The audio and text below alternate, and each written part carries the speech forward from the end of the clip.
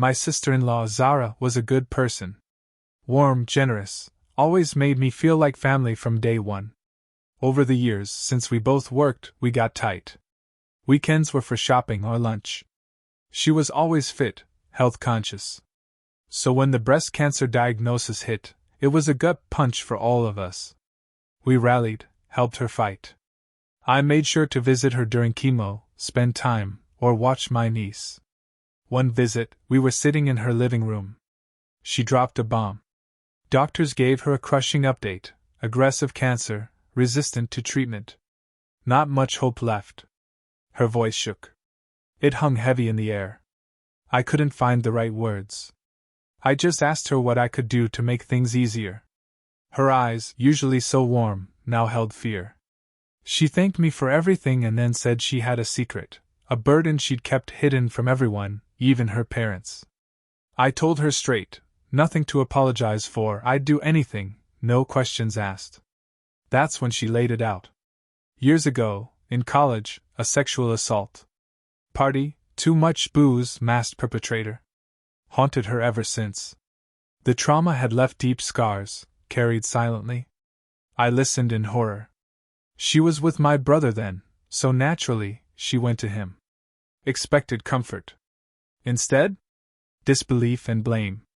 My brother couldn't wrap his head around it. Questioned her actions. Implied her clothes, her behavior, invited it. Said no man would just do something like that without a signal. Zara was devastated. The shame, guilt, all dumped on her shoulders by the one person she loved. Despite that, she reported it. Medical tests proved it. Wanted justice. But it was a college town, thousands of students, masked attacker, no witnesses. Investigation went nowhere. She never got justice. Her parents, thankfully, believed her.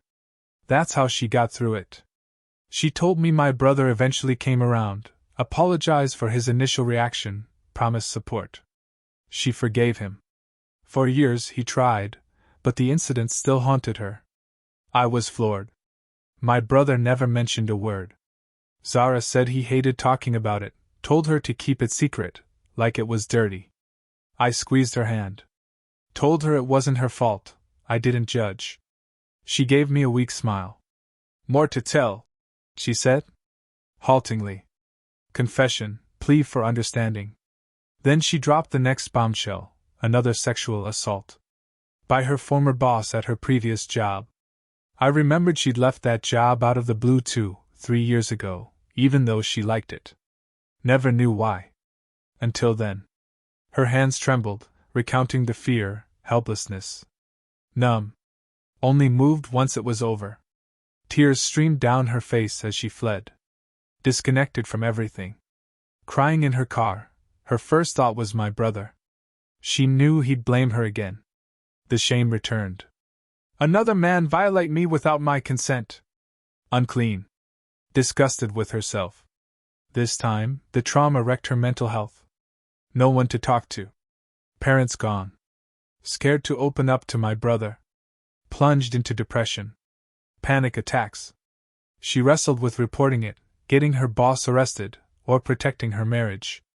Then, 3 weeks later, she found out she was pregnant.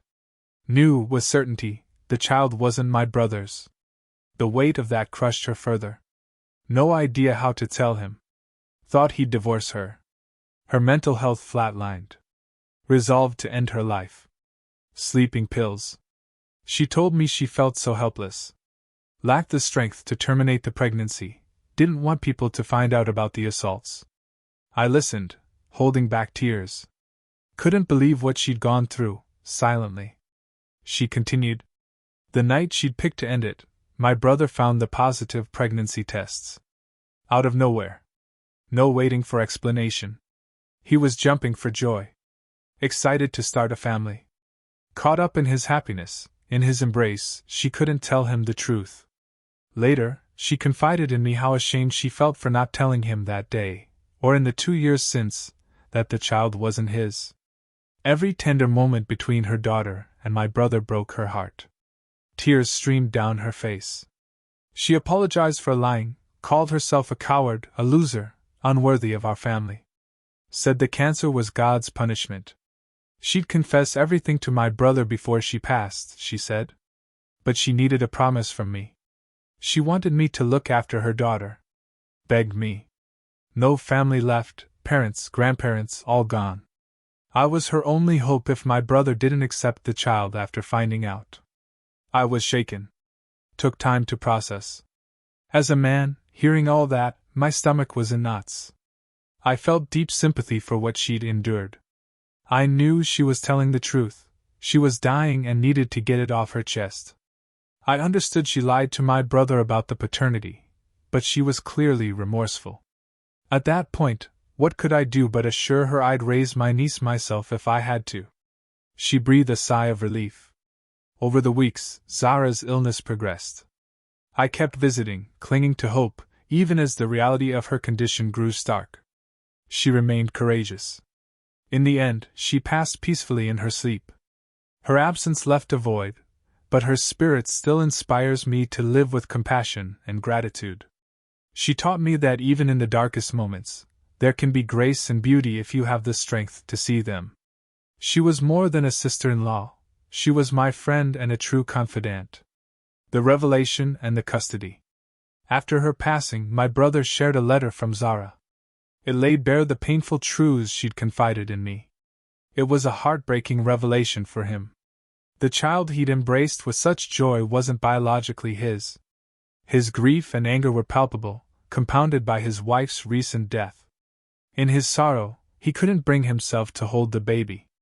Informed our parents, and me that he was giving her up. I firmly told him Zara wanted me to look after my niece. I wanted to take care of her if he no longer wanted her. That's how I brought my niece home. No hesitation. I felt so sad for her. Just lost her mother, no other family left. She needed a stable, loving environment. Later, at the will reading, emotions were high. Everyone knew by then my niece wasn't my brother's. Family was divided. Zara wasn't there to face their wrath. Her will made clear, deliberate provisions for her daughter's future, leaving every asset and resource she'd made for her daughter's well-being. She'd inherited a considerable amount from both her parents and grandparents. My brother, to his disappointment, got nothing. That deepened his pain and sense of betrayal. He loudly exclaimed it was wrong of her to leave him nothing. Zara had exclusively mentioned entrusting the management of these funds to me if I was willing to care for her daughter. I was surprised, and so was everyone else. I guess this is why she wanted me to make that promise weeks ago, so she could change her will. She was right to trust her instincts, and keep my brother from her funds. If he'd had access, he would have never let my niece have anything, would have abandoned her without a dime. Since my brother was unwilling to care for the child, I was granted full custody. With access to the financial provisions, I've taken care of her all these years. My brother did try to fight me for the money, felt he was entitled to half. The judge didn't listen. In anger, my brother told me he wanted nothing to do with Zara's daughter, never wanted to see my face again. Said I'd betrayed him by taking her in. I told him I was sorry for his hurt, but I wouldn't go back on my promise to Zara. I recognized Zara was wrong to withhold the truth from my brother. But she was gone. I believe the child shouldn't bear blame for her parents' actions. My focus has always been providing a loving, stable environment for my niece, shielding her from the past. Over the years, I've made sure she has everything she wants, using Zara's funds. I bought her a home, too, which she'll inherit fully when she comes of age. I've spared no effort. Sent her to excellent schools, cared for her as if she were my own daughter. I haven't married, dedicated my life to her. Despite my efforts, my niece sometimes, understandably, asks about her parents, particularly her dad.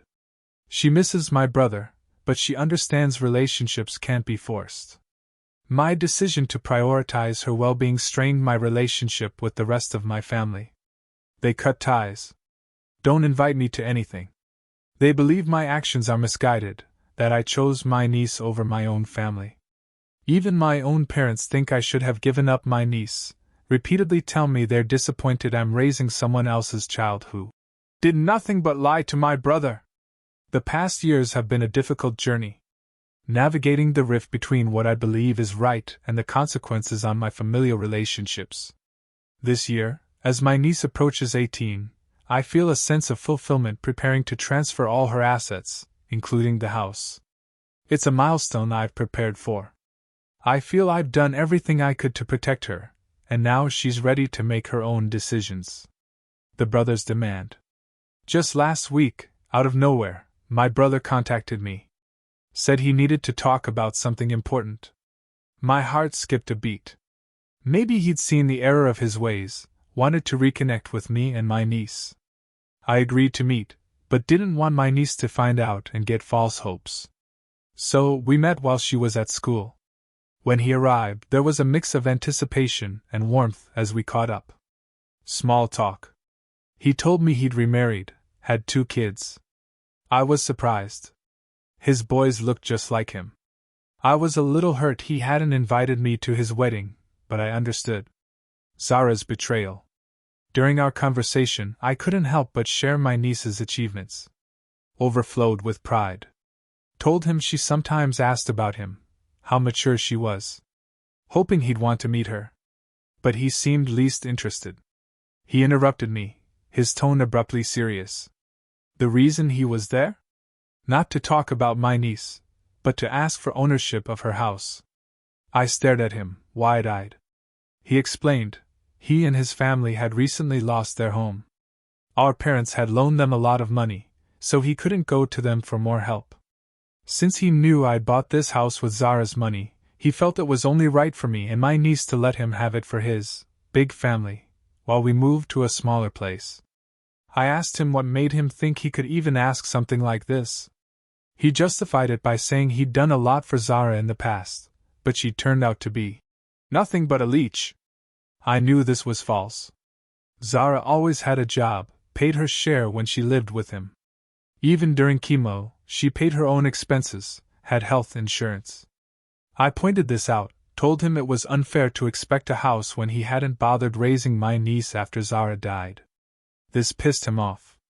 He told me, as his sister, I should stop holding a candle for a dead woman and help him secure this house before my niece turned 18. He urged me to see his perspective, said the place was his rightful property, anyway. The weight of his words hung heavy. I wrestled with the implications. The house wasn't just an asset, it was a symbol of security for my niece's future, carefully planned. To give it up, no matter how much he needed it, would mean compromising promises, jeopardizing the stability I'd worked so hard to provide. My niece's well-being was paramount. Any decision about her assets needed to be in her best interest. In that moment, I realized the gravity. The importance of standing firm. I told him flat out, I couldn't support his request. He needed to take responsibility for his own family, not rely on his deceased wife's assets. I told him I was ashamed he even thought this was an option. He'd relinquished all rights when he gave up custody. My brother's face flushed red with anger, but I kept going before he could interrupt. I expressed my disappointment that he hadn't been there for my niece all these years. I didn't hold back. Reminded him that while I understood Zara had betrayed him, he also needed to understand she had been a victim of numerous traumas. It was unfair to shift blame onto her now, especially since he hadn't supported her after her first sexual assault. His eyes widened. He demanded to know how I knew about that. No one knew. I explained Zara had confided everything to me, entrusted me with my niece's care before she passed. Hearing this, he became accusatory, claiming I had blindsided him, called me a liar. Just like Zara. I shook my head.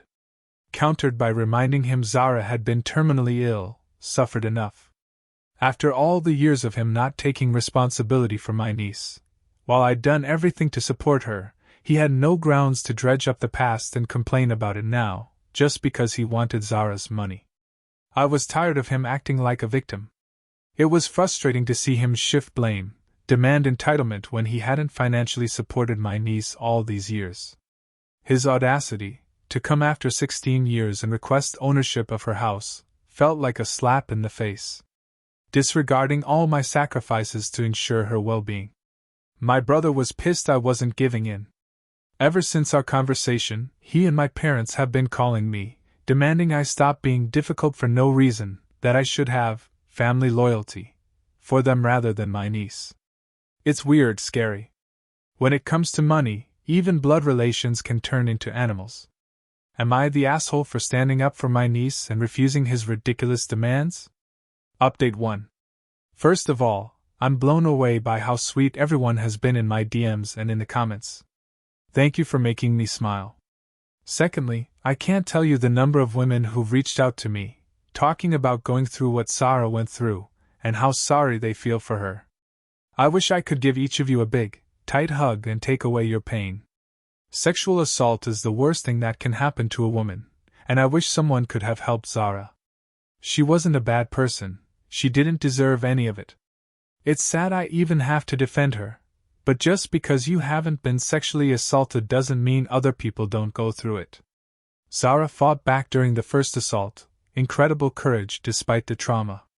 The second incident left her more shaken, understandably frozen in fear, which, unfortunately, happens to most victims.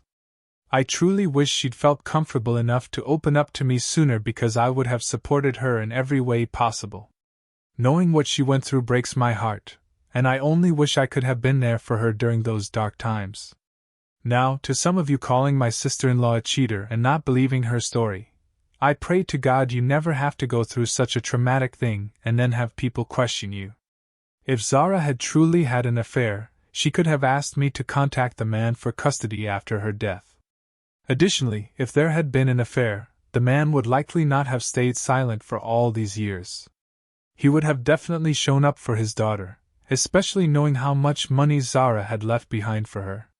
Also, if she had indeed had an affair, I'm certain she would have wanted her daughter to know her biological father as well and would have definitely told me until her last breath. Zara did everything she could to protect her daughter.